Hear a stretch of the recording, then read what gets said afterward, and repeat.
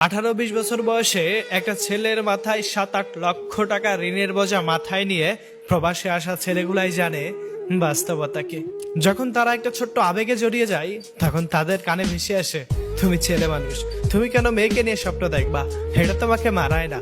তুমি টাকা কামানোর স্বপ্ন দেখো, হাজারো মেয়ে তোমাকে নিয়ে স্বপ্ন দেখবে। তাই তো আজ 18 থেকে 20 বছর বয়সেই ছুটছে প্রবাস নামক জেলখানায়, হারাচ্ছে সব আবেগ, সব মায়া, সব অনুভূতি ছেড়ে একাকিত্বের এক দুনিয়ায়।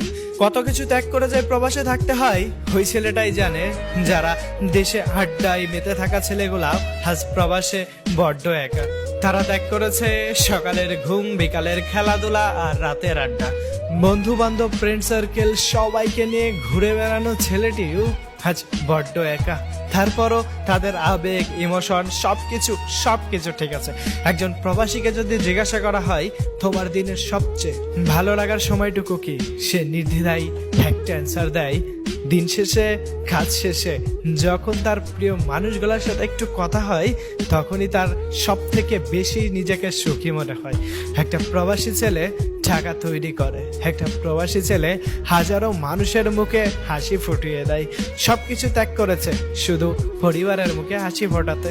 একটা ছেলে যখন প্রতিষ্ঠিত হতে প্রবাস জীবনে বাড়ি দেয় তখন সবাই তাকে একটা প্রশ্নই করে যায়, কত সে ইনকাম করে, কোথায় কি করে, বাট কখনো এটা বোঝার চেষ্টা করে না বাবা তোমার কষ্ট হয় কিনা। তারপরও না আছে তাদের অভিযোগ, না আছে কোনো আবেগ। প্রতিনিয়ত ডিউটি ঘুম, ডিউটি ঘুম, ডিউটি ঘুম, এভাবেই কেটে যাচ্ছে হাজারো প্রবাসীর জীবন। কিন্তু কখনো তারা ক্লান্ত হয় না, কারণ তারা জানে এখানে তাদের মায়ের মতো ভালো কেউ বাসবে না। এটা প্রবাস, এটা বিদেশ, এটা না আছে তার ভাই, না আছে বোন, আর না পাবে মাতৃস্নেহের ভালোবাসা। তাই এখানে তাদের নিজেদেরই কষ্ট করতে হবে। ডিউটি শেষে যখন রান্না করে ক্লান্ত শরীরে প্রিয় মানুষদের সাথে একটু কথা বলে তখন সে সর্বশান্তি খুঁজে নেয়। তারপর আবারও ঘুমিয়ে যায়, সকালে উঠে আবারও ডিউটি। হ্যাঁ, এভাবেই কাটছে একজন প্রবাসীর জীবন।